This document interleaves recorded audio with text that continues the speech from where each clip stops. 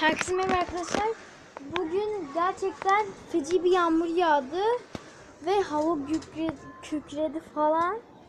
Yani gerçekten çok korktum çünkü çok ürkütücü falandı.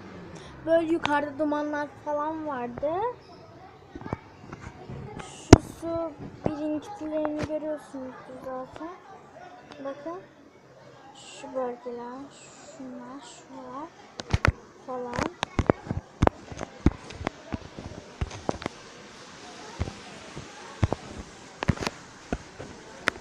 Şöyle her taraf öyleydi falan.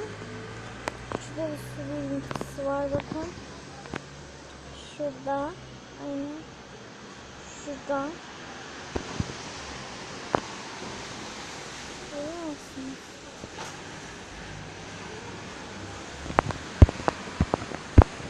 Yani her yer o kadar çok şeydi ki. Şu anda hava gerçekten çok güzel. Siz göremeyebilirsiniz ama işte burayı görüyorsunuz. Çok güzel gözükmüyor ama. Şöyle falan gerçekten çok güzel gözüküyor.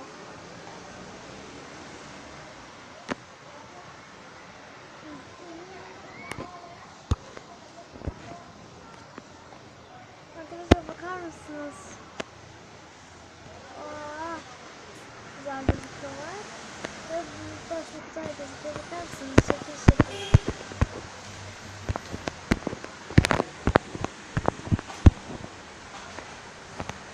Çok güzel gözüküyor. Her yer.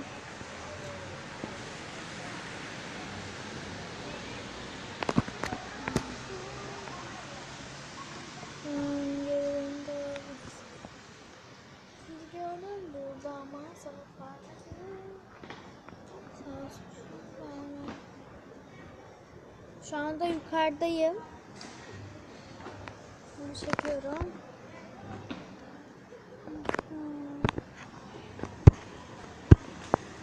Arabalar gerçekten pert oldu.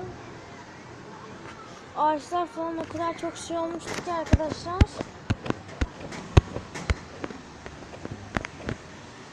Sonra tam şekli yerine geldi yani.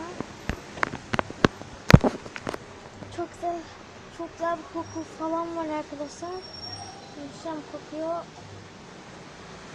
Arkadaşlar köy çok güzel kokuyor gerçekten de. Arkadaşlar bu videonun sonuna geldik. Bugün biliyorum çok kısa bir video çektim. Arkadaşlar bu videonun sonuna geldik. Videoyu beğenmeyi, abone olmayı ve yorum yazmayı unutmayın. Bir de bildirimler açarsanız videom size gelecektir. Sık sık gelecektir arkadaşlar. Görüşürüz.